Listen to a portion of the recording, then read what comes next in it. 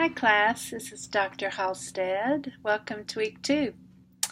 I look forward to seeing what you come together in your group presentation this week. Wanted to say a couple things about what the discussion we've been having on postmodernity.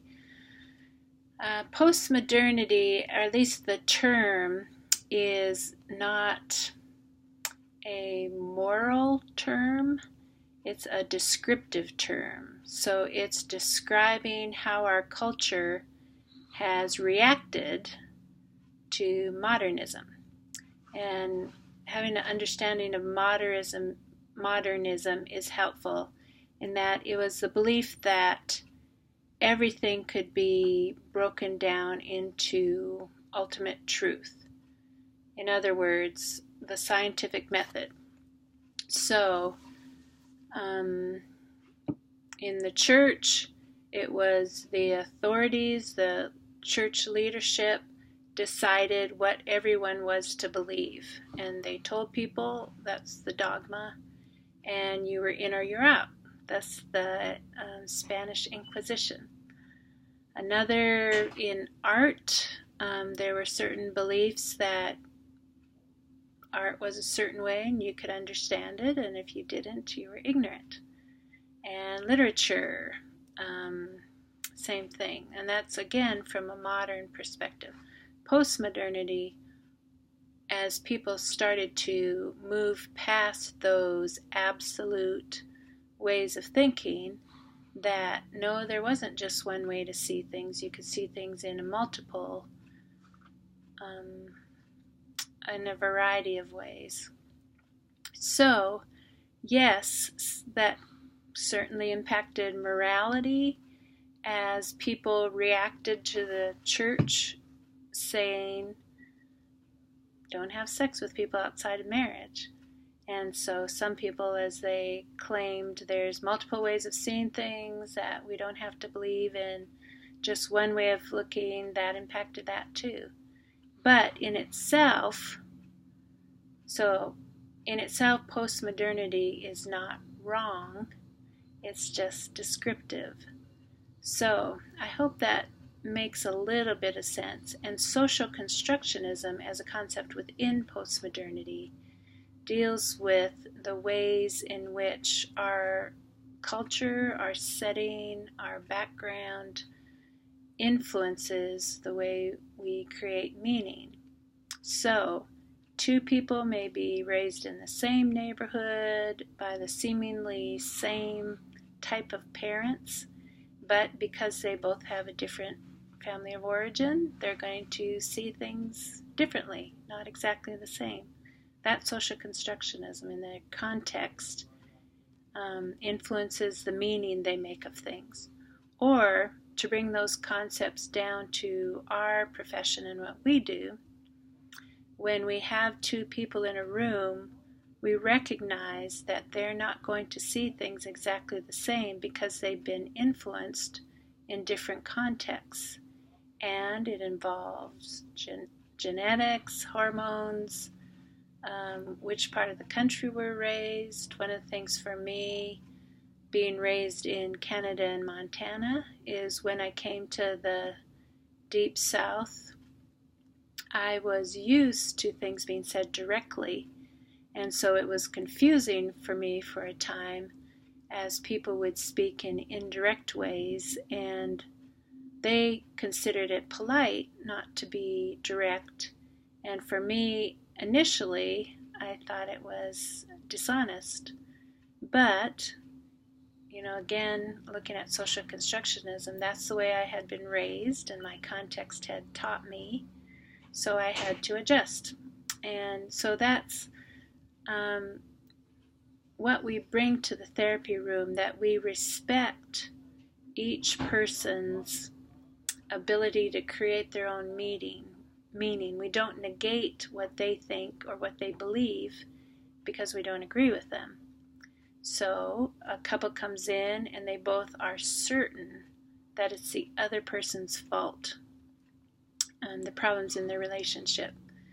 That is postmodern way of thinking. They have their own meaning.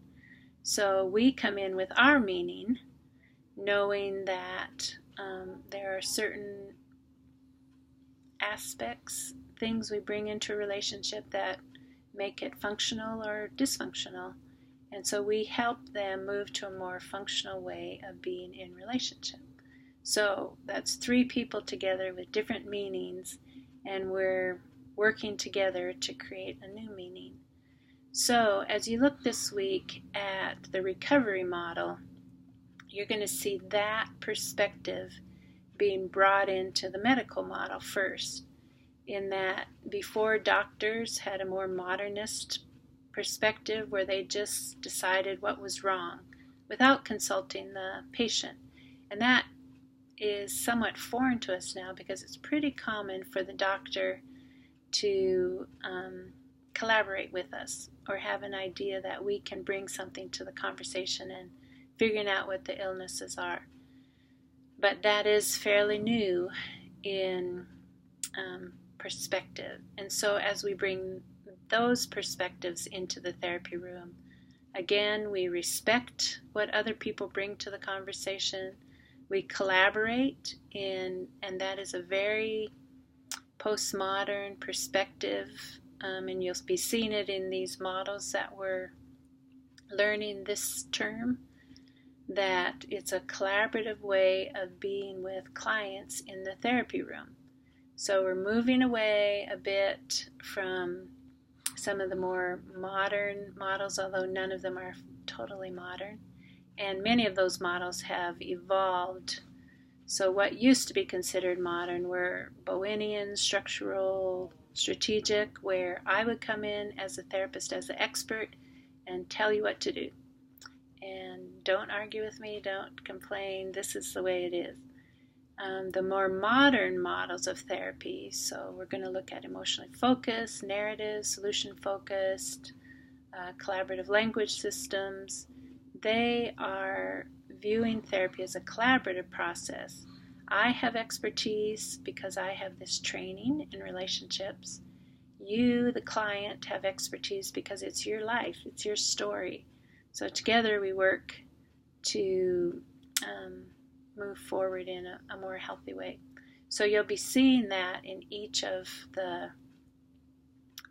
models of therapy we look at. So as you put together your presentation this week with your team, be thinking about that mindset, because I've graded a few of the personal value statements papers thus far, and all of them fit well within these postmodern ways of thinking. And so we look at the way those were created. Like, for instance, some of you said honesty, integrity is one of your values, and that was probably influenced by your family of origin, by the church, by friends you encountered, by society. And so you see the social constructionism piece of that value, but also the postmodern way of looking at it, that different ways of viewing the truth.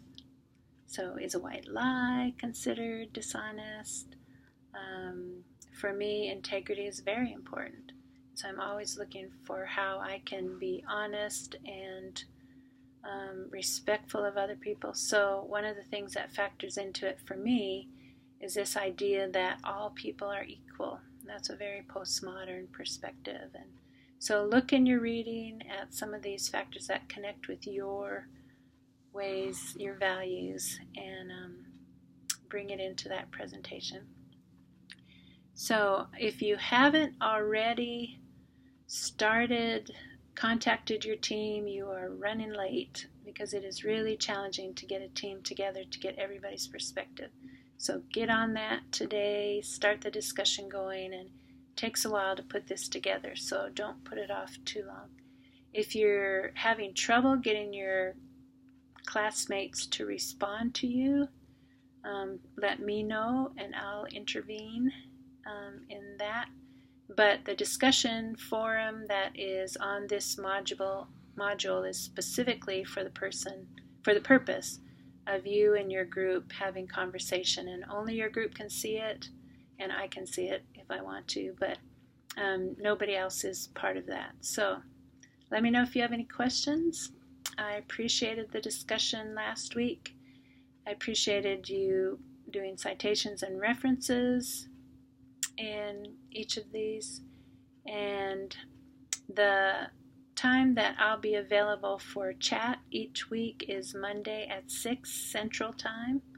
And so tonight we'll begin. This is Monday, and it'll just be a chat. It's in regards to the typing chat. Next week we'll have a video synchronous chat. So take care.